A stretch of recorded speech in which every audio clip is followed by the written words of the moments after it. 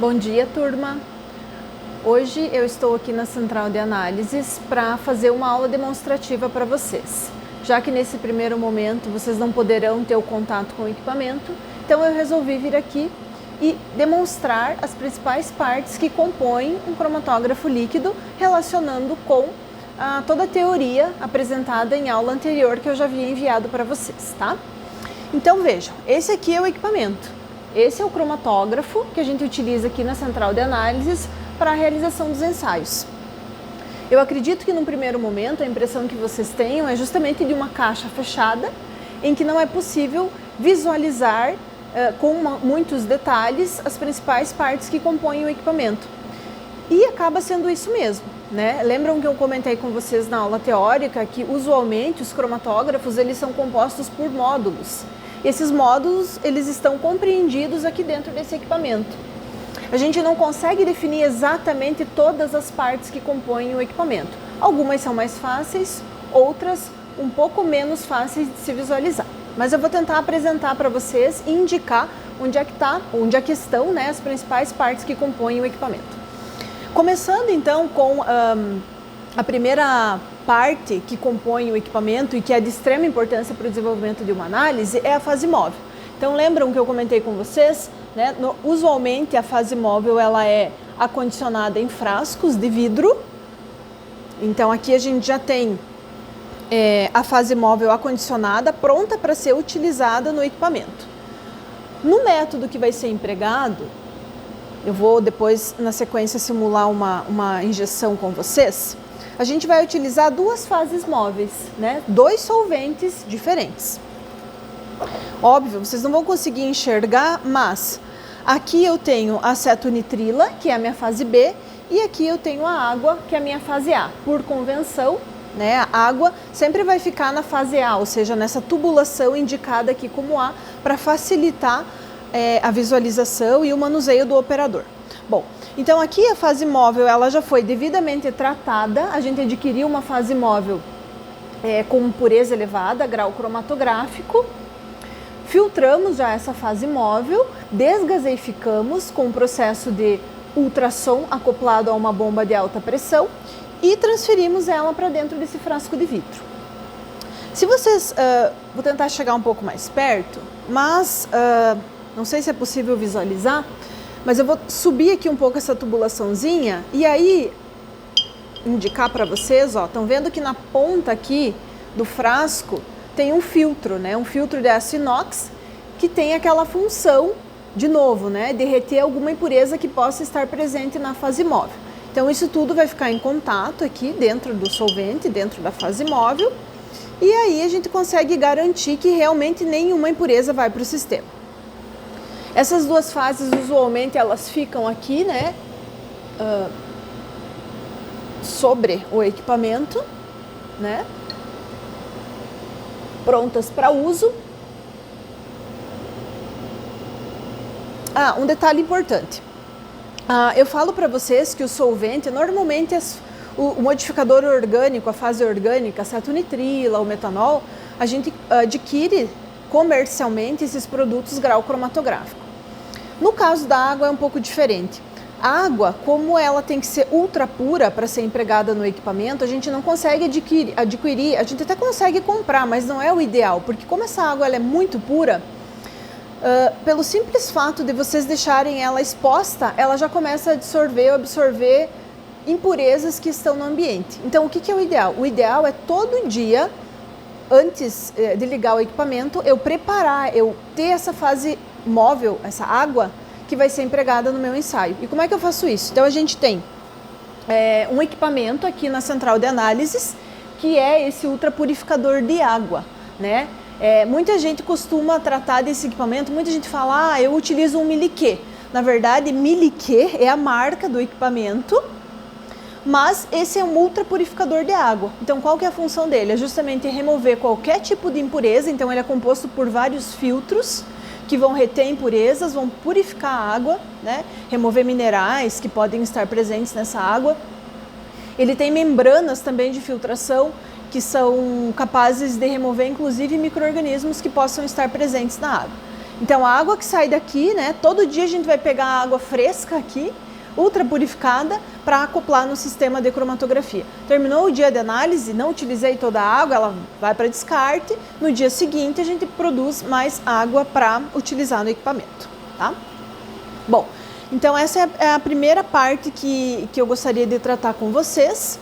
Se a gente observar o equipamento um pouquinho mais de perto, essas tubulações aqui, ó, que estão carregando a fase móvel, elas estão chegando aqui no sistema de cromatografia e estão sendo direcionadas para essa bomba de alta pressão. Então, se vocês visualizarem esse pedacinho aqui do equipamento, isso aqui é a bomba de alta pressão. Então, lembram, a bomba de alta pressão tem como função o quê? Impulsionar a fase móvel por todo o sistema de cromatografia. E é justamente isso, né, que vai fazer essa bomba.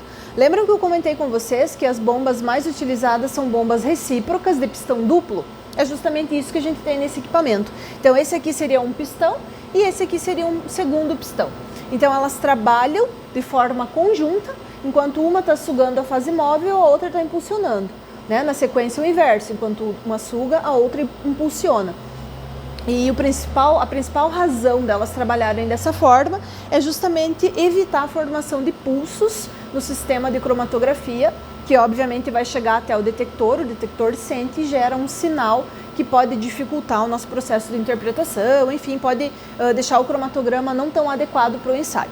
Então, a segunda parte é a bomba, as bombas, né, recíprocas de pistão duplo. Bem, se a gente seguir a tubulação aqui, ó, saindo das bombas de pistão duplo ou da bomba recíproca de pistão duplo, eu tenho o meu sistema de injeção. Tá aqui o meu sistema de injeção. Na aula teórica, eu comentei com vocês também que usualmente os sistemas de injeção para cromatografia são sistemas de 6 portas, né? Ou seja, são 6 válvulas que trabalham de forma conjunta para injetar a amostra para dentro do sistema de cromatografia. Aqui a gente tem justamente isso. Eu não sei se é possível visualizar exatamente aí, eu vou tentar indicar na figura, no equipamento, e tentar relacionar com a figura que eu mandei para vocês, né? Então aqui a gente tem a válvula que tem 1, 2, 3, 4, 5, 6 portas, né? Então são um sistema de 6 portas e aqui também, né, a gente tem todo o sistema acoplado, 1, 2, 3, 4, 5, 6, né? Então a gente tem todo um sistema capaz de sugar a amostra, o volume desejado para injeção e jogar para dentro do sistema de cromatografia, claro que no momento adequado, juntamente com a passagem da fase móvel. Saindo do sistema de injeção, a gente tem essa quarta parte, vamos chamar assim, do sistema de cromatografia, que aqui é uma caixinha fechada, tá? Mas isso nada mais é do que um forno que vai manter a coluna de separação. Então a minha coluna de separação ela vai estar condicionada aqui dentro desse forno. Eu vou abrir aqui para a gente tentar ter uma visualização um pouco melhor disso. Internamente ela é toda preparada para justamente manter a temperatura, né, do sistema. Porque vejam, eu posso então durante toda a minha corrida cromatográfica, eu posso manter essa parte do equipamento a uma temperatura constante. Isso é importante porque isso vai garantir a qualidade da separação cromatográfica. Então vejam, aqui eu tenho um forno e aqui eu tenho a minha coluna de separação. Eu vou soltar ela aqui do sistema para mostrar um pouco melhor para vocês. Então aqui, ó, essa aqui é a minha coluna de separação. Então vejam, vamos relembrar, né? Externamente ela é composta de aço inox. Essa coluna aqui ela tem 25 centímetros de comprimento, 4,6 centímetros de diâmetro interno e a partícula que está lá dentro, que é a partícula que compõe a fase estacionária, tem 5 micrômetros de diâmetro, tá? Então vejam, a coluna está acoplada, né, no sistema de cromatografia. A tubulação indica o quê? Que ela está saindo aqui, ó, a tubulação ela vai conseguir direcionar fase móvel mais amostra para a coluna de separação. Aqui dentro é que ocorre todo o processo de interação. Então é aqui que realmente e efetivamente vai ocorrer o processo de separação, né? Então lembrem, as diferentes interações entre analito, fase móvel e fase estacionária vão ocorrer aqui dentro. Em função dessas diferentes interações, os diferentes componentes que estão presentes na amostra, eles vão percorrer essa coluna em tempos diferentes e vão sair da coluna de separação, né, que tem uma tubulação, que vai direcionar essa mistura toda para os detectores, tá ok? Então eu vou recolocar a nossa coluna aqui, a fase estacionária. Vou fechar o forno. Usualmente os fornos aqui que a gente utiliza em cromatografia líquida, eles não trabalham com temperaturas muito elevadas, né? A gente costuma trabalhar normalmente aí uns 30, 35 graus, né, em corridas mais usuais. Às vezes uma análise ela necessita de uma temperatura um pouco maior, mas dificilmente a gente vai passar aí de 60 graus Celsius. Diferente da técnica de cromatografia gasosa que a gente vai ver na sequência. Na cromatografia gasosa, a temperatura ela é essencial para o processo de separação e aí sim, nesse caso, a temperatura ela tem que variar numa faixa muito grande e com uma velocidade também, tanto de aquecimento quanto de resfriamento adequada. Bom, quando o analito ele sai aqui da coluna de separação, ele é direcionado então para os detectores. Lembrem que os detectores, existem vários tipos de detectores que podem ser utilizados em cromatografia líquida, tá? Esse equipamento ele é composto por 3 detectores. Um detector de ultravioleta invisível, que é justamente, ó, se a gente acompanhar essa tubulaçãozinha, a amostra e a fase móvel elas estão saindo da coluna e estão chegando nessa primeira caixinha. Essa caixinha é o detector de ultravioleta invisível. Então, se vocês estiverem trabalhando com substâncias que tenham essa característica de absorver radiação, tanto na faixa do ultravioleta quanto na faixa do visível, é esse detector aqui, é essa peça que vai conseguir enxergar essa característica da sua amostra e gerar um sinal analítico. Eu vou abrir aqui também, vou tirar isso aqui é uma tampinha, né, que só protege o detector da parte externa. Então aqui basicamente a gente vai ter o quê? Uma célula de fluxo, que é por onde passa a amostra em fase móvel, né? Eu não vou conseguir mostrar isso para vocês, infelizmente, porque isso tudo está dentro do equipamento. E esse detector também é composto por 2 lâmpadas, uma lâmpada de deutério e uma lâmpada de tungstênio. A lâmpada de deutério ela é responsável por gerar a radiação na região do ultravioleta, enquanto a lâmpada de tungstênio é responsável por gerar a radiação na faixa do visível.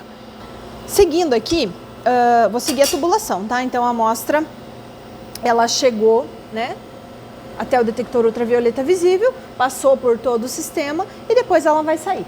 Nesse caso, a gente fez uma adaptação aqui do sistema e a amostra e fase móvel que estão saindo do detector ultravioleta visível, eles estão sendo direcionados para essa outra caixinha aqui, que é o detector de índice de refração. O detector de índice de refração, se vocês relembrarem da aula teórica, ele é um detector considerado universal. Por quê?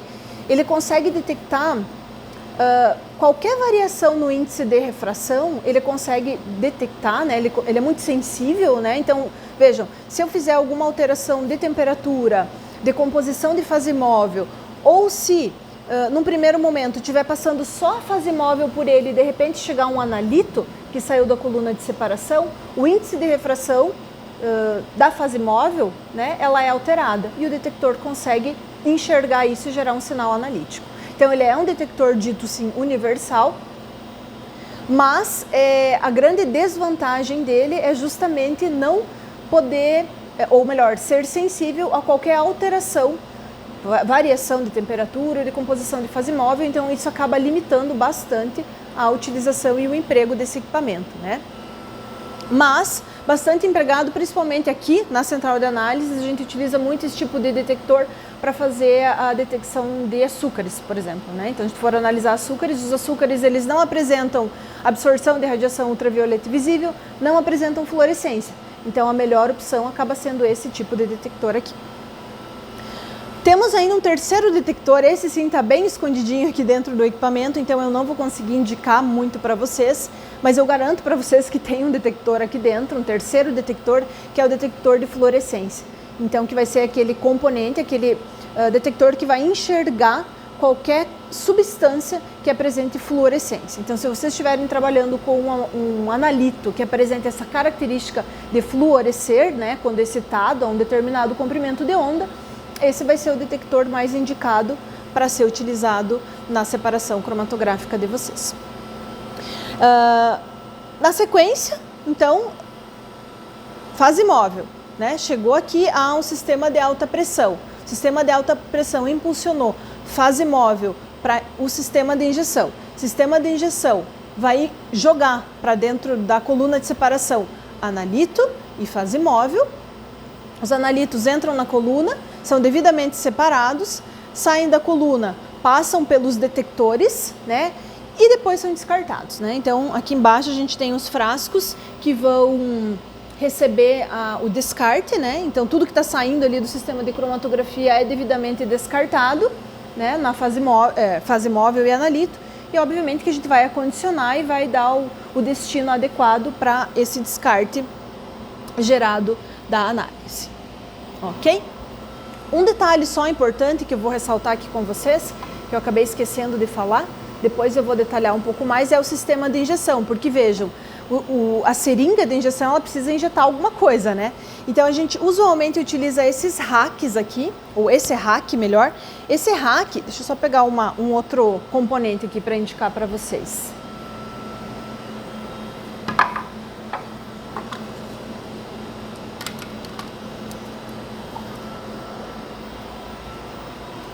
Então vejam, aqui eu tenho os vials, tá? Isso aqui é uma amostra real que eu vou injetar na sequência com vocês. Então eu tenho a amostra condicionada aqui dentro desse frasquinho de vidro, tá? E aí a gente coloca o frasquinho de vidro aqui em qualquer local, em qualquer posição desse carrossel, desse rack, tá? Eu coloco aqui e eu vou dizer para o software, aí tudo é o software que vai comandar, porque o sistema de injeção ele é automatizado. Então eu vou indicar para o software a posição em que esse vial que tem a amostra está e automaticamente o sistema de cromatografia vai fazer a injeção para dentro da coluna de separação, tá bom? Então, basicamente, essas são as principais partes que compõem o equipamento, né? Então, isso aqui é vida real, tá, gente? Isso aqui é equipamento operado que a gente utiliza aqui na central de análises todos os dias, né? Então, todo dia a gente tem os cuidados adequados aqui para ligar o equipamento, enfim. E a gente consegue fazer todo um trabalho de separação dos componentes e depois a interpretação, tá? Bom, turma, eu separei também, para a gente tratar com um pouquinho mais de detalhes, alguns consumíveis também que são muito usuais, né, de serem substituídos em cromatografia líquida. Então, acho que é importante, pelo menos, vocês conhecerem, né, visualmente, né, o que são esses consumíveis e para que eles servem, né? A gente vai relembrar um pouquinho.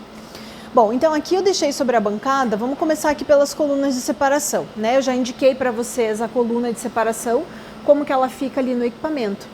Mas aqui na central de análise ou em qualquer laboratório, né, que não seja um laboratório de rotina, ou seja, um laboratório que tem uma demanda distinta, né, por análises, provavelmente esse laboratório ele vai ter vários tipos de colunas. Porque lembrem, cada coluna tem aqui dentro um recheio de fase estacionária que vai ser específica para uma separação, né? Então, por exemplo, eu posso ter recheando uma coluna de separação sílica fase normal, né, que vai...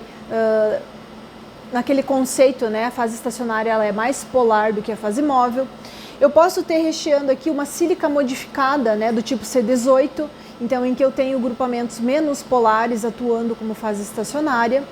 Eu posso ter fases estacionárias que atuam pelo modo de separação, de exclusão, troca iônica. Então isso é bem importante que vocês tenham em mente, que vocês gravem isso.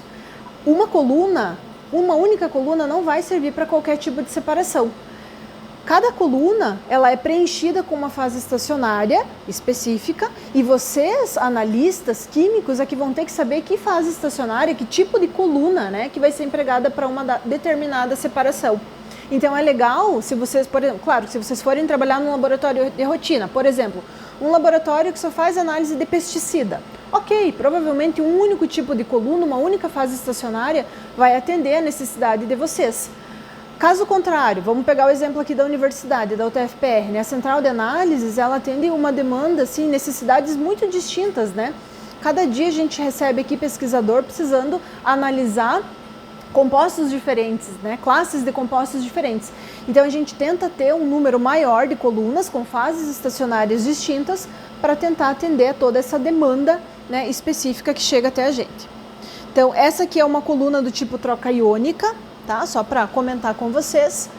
Aqui eu tenho também uma outra coluna, tá? De separação, também com 25 centímetros de comprimento, que é o mais usual. Mas essa coluna ela tem uma fase estacionária, ou seja, ela é preenchida com fase reversa. Então ela é um tipo de coluna C18, né? Então que atua no modo reverso. Bom, então essas são as colunas de separação, tá? Bastante, né? Como eu já comentei com vocês, a principal parte de um sistema de cromatografia. Tenho também a fase móvel. Aqui eu vou mostrar para vocês como é que a gente compra a fase móvel, tá? Então lá anteriormente eu mostrei como que a fase móvel ela é acoplada ao sistema, né? Aqui é a maneira que a gente compra essa fase móvel. Então, claro que a gente pode comprar em frascos menores, né? Esse aqui é um galão de 4 litros de acetonitrila, mas usualmente a gente acaba comprando em frascos maiores, até porque facilita e o preço acaba sendo mais em conta. Vou tentar mostrar para vocês aqui no rótulo o grau, né? Ó, aqui a gente está dizendo, vou tentar ajustar aqui com a minha auxiliar, segundo ela tá ok, tá? Então aqui, ó, grau HPLC. Então esse aqui é um solvente que a gente adquiriu de ultra elevada pureza, específico para se utilizar em cromatografia. Um cuidado que a gente tem aqui é, além de comprar esse sistema, esse solvente ultra puro, a gente filtra esse solvente também. Como que a gente vai filtrar? Então esse aqui é o aparato que eu mostrei em vídeo para vocês. Tentem se recordar da imagem que eu coloquei na aula. Esse aqui é o aparato que a gente vai utilizar para filtrar a fase móvel. O que é o mais importante aqui? É a utilização da membrana. Essa membrana, de novo, vou tentar me aproximar aqui para mostrar para vocês. Aqui, essa membrana, né, eu tô abrindo ela aqui, ó. Então, essa é a membrana, tá? Uma membraninha com poro bem pequenininho, 0,45 micrômetro de poro. Na verdade, não dá para ver assim, não sei o que vocês conseguem exatamente enxergar, mas ela nada mais é do que uma superfície branca, né? Uma superfície branca com um poro pequeno, capaz então, desse outro lado também aqui, né? Tem um quadriculado, enfim, que a gente consegue também visualizar as impurezas que podem estar retidas. Então, o mais importante é o quê? É a gente utilizar essa membrana aqui nesse suporte, né? Então, a gente consegue acoplar aqui. Eu venho, então, na sequência. Aqui eu não coloquei a bomba de vácuo porque seria muito trabalho. Mas vejam que aqui eu tenho, né, esse Kitasato, eu tenho essa saída, né? E aqui a gente vai acoplar uma mangueira para fazer vácuo, para que o solvente ele elua, assim, ele corra mais rápido, ele seja filtrado de uma forma mais rápida. Então a gente vai ligar esse aparato aí numa bomba de alta pressão e a gente vai verter a fase móvel aqui dentro, né? E vai recuperar então aqui embaixo a fase móvel filtrada, tá? Então esses seriam os principais cuidados com a fase móvel. Só vou desmontar aqui para não ter risco de derrubar aqui enquanto eu tô mostrando os demais consumíveis. Ok. Fase móvel, ok também. Agora a gente vem então para as amostras, tá? Os cuidados que a gente tem que ter com a amostra. Lembram que eu comentei com vocês que toda amostra ela tem que ser também devidamente filtrada antes de ser injetada no sistema de cromatografia. Então vejam, aqui eu tentei separar para vocês, né, alguns consumíveis. Esses sim são muito usuais e a gente utiliza muito na rotina, né, de uma análise cromatográfica, assim, inclusive tendo que descartar muitas vezes esses consumíveis. Então aqui eu tenho os vials, né, são diferentes vials, vou mostrar aqui dois para vocês com maior detalhe. Então são esses vidrinhos aqui são esses frasquinhos de vidro, tá? Com uma tampa, né, específica e um batoquezinho, né, um selinho ali que vai proteger também, que vai vedar o frasco, né, de contaminações externas e tudo mais. Esse selinho aqui ele tem que ser adequado porque aqui que a seringa de injeção vai entrar para sugar um volume, então ela vai ter que perfurar, né, para poder sugar a amostra que está aí dentro. Aqui já seria um vial, então, um pouco mais de perto, o vial que contém a amostra, tá? Então a amostra já está filtradinha, devidamente acondicionada para a injeção que a gente vai fazer na sequência. E como é que eu filtro a amostra? Como é que a gente faz isso? Então, usualmente, né, a gente vai empregar um filtro, tá? Filtros, que filtro que eu vou empregar? Bom, aí são vários tipos de filtros que existem disponíveis no mercado e vocês vão ter que utilizar o filtro mais adequado para a separação de vocês, né? Então, por exemplo, se vocês estiverem utilizando um solvente polar, né, que seja hidrofílico, vocês vão utilizar um filtro hidrofílico. Se vocês estiverem trabalhando com amostra e um tipo de solvente que seja hidrofóbico, então vocês vão ter que comprar um filtro hidrofóbico. Por quê? Aqui dentro tem uma membrana que justamente vai ser capaz de reter as impurezas, tá? Então vocês têm que saber quem é que vocês estão analisando para poder comprar o filtro adequado. Se vocês olharem aqui, ó, vocês vão ver, a Agilent é a marca, né, a empresa que fabricou o filtro, e ele é de um polímero PTFE e ele tem 0,45 micrômetro de poro. Bom, o que eu vou fazer? Eu vou acoplar esse filtro a uma seringa, tá? Vou tirar aqui o êmbolo da seringa. Quando a gente vai filtrar a amostra, a gente vem então com o volume de amostra. Opa, vou pegar esse aqui que tá vazio. A gente vem com o volume de amostra aqui dentro dessa seringa. A gente vai direcionar, né? Vai colocar então aqui diretamente em contato e então a gente vai filtrar a amostra para dentro do vaio, tá? Que vai receber a amostra então e vai ficar pronto para ir para o sistema de injeção. Ok. Separei também alguns padrões, né? Os padrões que são tão importantes em qualquer análise técnica, né? Ou muito empregados, né, nas técnicas instrumentais de análise. Então, esse aqui é um composto fenólico, tá? É o ácido ciríngico. Então, ele é um composto, ele é um padrão cromatográfico. Ele tem mais do que 95% de pureza, né? Então, um padrão bem adequado para se utilizar nessa técnica tão sensível que é a cromatografia líquida, né? Porque também é importante que os padrões eles tenham elevada pureza, né? Independente da pureza que a gente compra esse padrão, a gente ainda filtra ele antes de injetar no sistema. Então a gente vai preparar uma solução com esse padrão aqui, na concentração que a gente desejar, filtra e aí faz a injeção no sistema de cromatografia. Ok? Então seriam esses os principais consumíveis que eu queria mostrar para vocês. Bom, turma, então agora eu vou eu vou realizar uma injeção com vocês, né, no sistema de cromatografia de uma amostra que a gente precisa realmente analisar aqui na central de análises. Então o método ele já está criado, né, no software, eu não vou detalhar software com vocês, porque cada equipamento tem um software específico, então não vale a pena a gente se ater a isso. Mas eu já montei o método e já dei o comando de injeção. Então automaticamente agora o sistema vai fazer a injeção da amostra, tá? Usualmente, então, antes da injeção, a seringa ela é lavada, ela mesmo, né, se limpa, né, ela mesmo faz esse procedimento de limpeza para evitar o carry-over, que é aquele problema que a gente pode ter entre uma injeção e outra quando o sistema de injeção não fica bem limpo, né, porque aí essa injeção pode estar carregando resíduo da injeção anterior. Então, usualmente o sistema ele faz esse procedimento de limpeza antes da injeção, né? E na sequência, então, ele vai injetar a amostra para dentro do sistema de cromatografia. Bom, então aí o procedimento de injeção, né? Ele iniciou.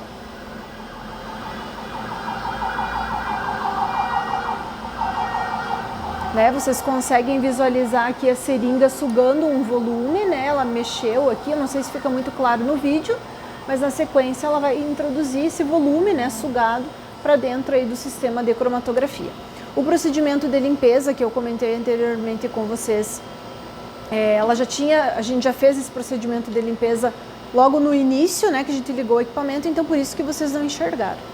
Né? Então, na sequência, ela injetou agora a amostra para dentro do sistema de cromatografia. O rack com o vaio de amostra ele volta e agora o procedimento de separação ele teve início. Então, ó, depois de injetada, agora sim vocês vão conseguir ver, ó, a seringa ela está se autolimpando.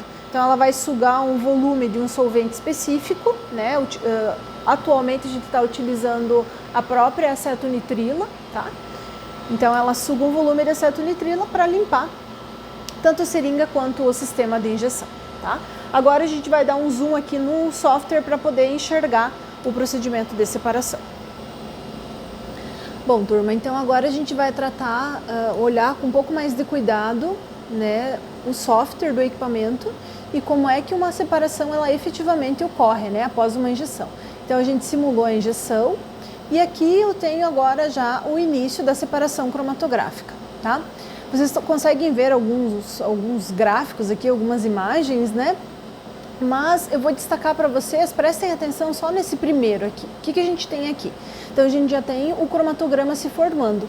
Aqui a gente tem o tempo de retenção em minutos e aqui no eixo X a gente vai ter a intensidade de absorção, né? Porque a gente está trabalhando com um detector de ultravioleta visível. Então vejam, a gente já tem aqui aproximadamente 14 minutos e meio de corrida e a gente já começa a observar a eluição dos componentes, né? Então veja que aqui já seria um sinal de algum composto que estava naquela mistura que eu injetei no sistema de cromatografia, já foi separado pela coluna, chegou até o detector e gerou o sinal. Então, basicamente é isso que a gente acompanha. Conforme o tempo vai passando, outros componentes que estão sendo simultaneamente separados na coluna de separação, eles começam a eluir, ser detectados e gerar o sinal analítico que vai ser interpretado.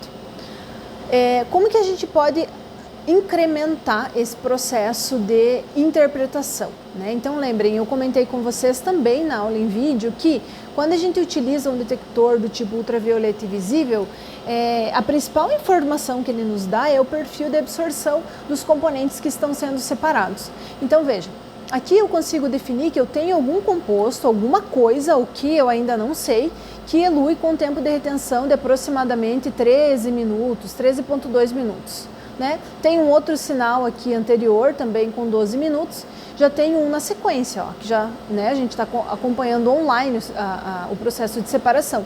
Então, um terceiro componente já aqui com mais de 15 minutos, tá? Então, essa é a primeira informação que eu tenho, o tempo de retenção em que os componentes saem da coluna. A segunda informação vai estar relacionada ao perfil de absorção desses compostos, né? Então, eu venho para essa outra tela aqui. Tenho aquele mesmo cromatograma, veja, se eu vou passando o cursor aqui, ó, nessas manchas, eu tenho aquele mesmo cromatograma que eu vinha tratando com vocês, só que aqui a gente vai interpretar de uma forma diferente. Qual que seria essa forma, então?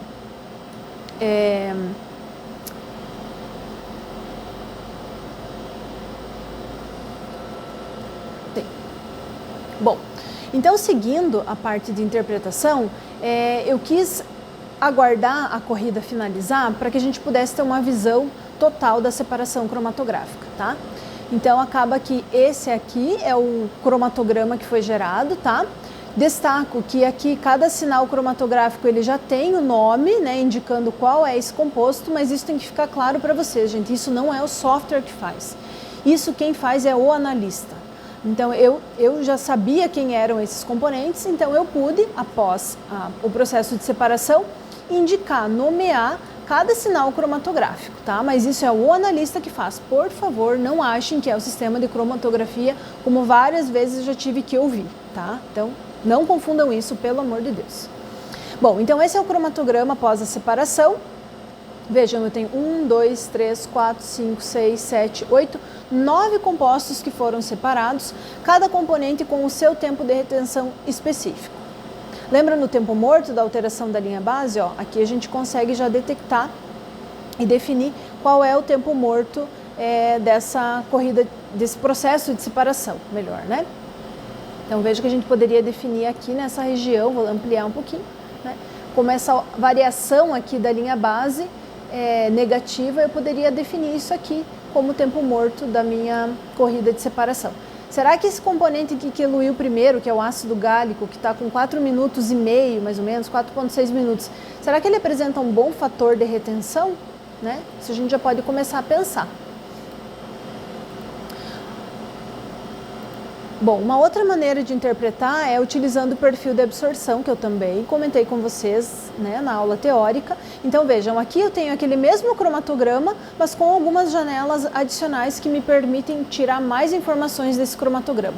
Então se eu vier para esse outro gráfico aqui, né, que tem esse fundo azul e as manchas coloridas, e eu vier então com o cursor em cima dessas manchas coloridas, ó, por exemplo, aqui ó, eu estou em cima desse componente que tem aproximadamente 9 minutos de tempo de retenção e ele tem esse perfil de absorção com um lambda máximo em 325 nanômetros. Então eu consigo fazer isso para cada sinal que tem o seu tempo de retenção característico e consequentemente vai ter um perfil de absorção característico, né? Vou vir para esse outro sinal aqui, ó, do ladinho. 10,56 minutos, e ele tem esse perfil até semelhante ao anterior, né? 323 nanômetros. Então vejam que, por que é importante essas duas informações? Porque o perfil de absorção ele pode ser semelhante, mas o tempo de retenção é diferente. Então eu sei que são componentes diferentes, né, que interagiram de forma diferente com a fase estacionária e por isso saíram em tempos de retenção característicos distintos, né? Mas ainda assim, vejam, eles apresentam um perfil de absorção que é semelhante, tá? Mas isso, ok, é uma informação, não tem problema algum, né? Vamos pegar um outro componente aqui, sei lá, vamos pegar essa outra manchinha aqui, ó. Aqui vejam que eu já tenho um perfil de absorção característico. Esse componente que elui com 18,4 minutos, ele tem esse perfil de absorção, né? 2 lambdas de máxima absorção nesse caso, em 253 nanômetros e em 370 nanômetros. Então veja, eu consigo tirar muita informação daqui. E quando eu sei qual é o perfil de absorção, né? E qual é o tempo de retenção que os meus componentes de interesse eles apresentam, eu posso, na sequência, identificar esses componentes também na amostra.